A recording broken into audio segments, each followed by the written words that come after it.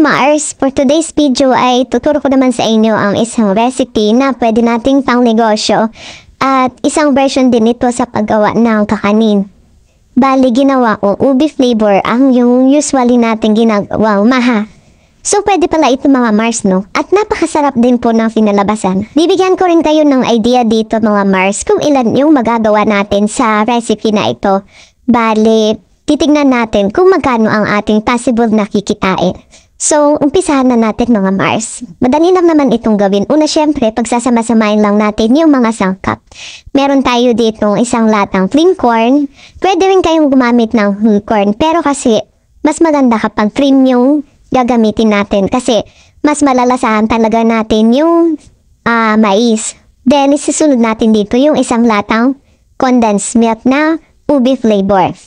Syempre, flavored ubi maha ang gagawin natin, kaya ubi flavor yung ilalagay natin na condensed. Then, lalagyan natin ito ng isang pouch na data. Yung Coco Mama po yung ginamit ko dito. At lalagyan natin ng 1 liter na tubig. So, imimix-mix lang muna natin ito para magsama-sama yung mga sangkap. At lalagyan din natin siya ng 1/4 kilo ng sugar. Usually po, kapag colored po yung recipe na ginagawa ko or may kulay, gumagamit po ako dito ng wash sugar.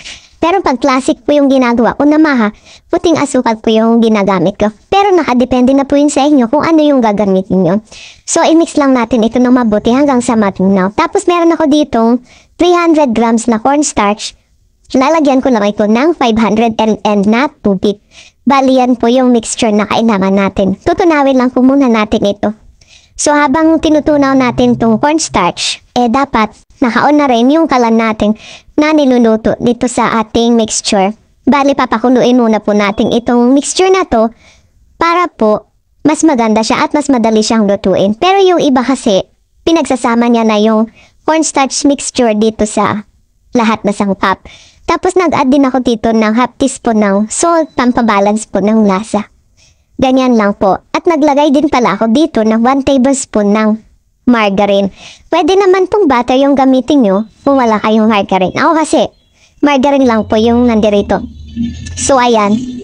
Dapat, kulong-kulo po ang mixture bago natin ilalagay yung yung cornstarch mixture. Yan. At once na kulo na yan, madali lang naman itong maluto kapag nailagay na natin yung cornstarch. So, ayan.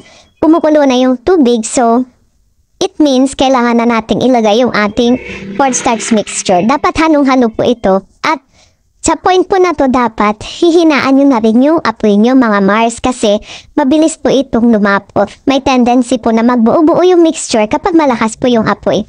So kailangan, habang binubuhos natin itong cornstarch, mahina na po yung apoy nito. Tapos halo-haloin lang natin at mabilis po itong lalapot. Tips din po pala mga Mars, kapag nagluluto kayo ng maha, dapat po, nakaready na rin yung paglalagyan nyo nito.